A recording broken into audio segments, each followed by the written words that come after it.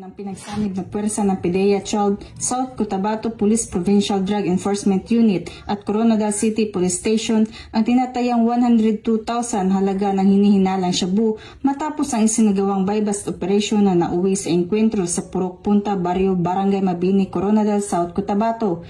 Nito lamang Oktubre 1 taong kasalukuyan. Ayon sa ulat, naaresto sa operasyon ang suspect na si alias Dem, 30 anyos, residente ng Barangay Esperanza, Coronadal City. Samantala, nakatakas ang pangunahing target na si alias Rico na itinuturing na high-value target at ang kasamahan nito si alias Joe. Nakumpiska sa naturang operasyon ng 6 na piraso ng heat-sealed sachet ng hinihinalang shabu na may kabuuang bigat na 15 gramo at may halagang 102,000, isang kalibre 45, isang granada, buy-bust money at iba pang non-drug item. Ang inventaryo at pagmamarka ng mga ebidensya ay isinagawa sa harap ng suspect, tinatawa ng media at barangay official bilang mandatory witnesses. Sa ngayon, nakapiit ang naarestong suspect habang inihahanda ang kaukulang kaso laban sa kanya. Mariing binigyan diin ng PNP at PDEA na magpapatuloy ang kanilang kampanya laban sa droga at walang ligtas na lugar para sa mga sindikato at pusher sa rehiyon. Nanawagan din ng kapulisan sa publiko na makipagtulungan at magsuplong ng impormasyon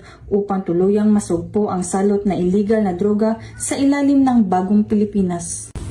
Mula dito sa Police Regional Office 12, ako ang inyong Police News Network Correspondent, Patrolwoman Jovelyn Dodoso, alagad ng batas taga-taguyod ng Balitang Pulis.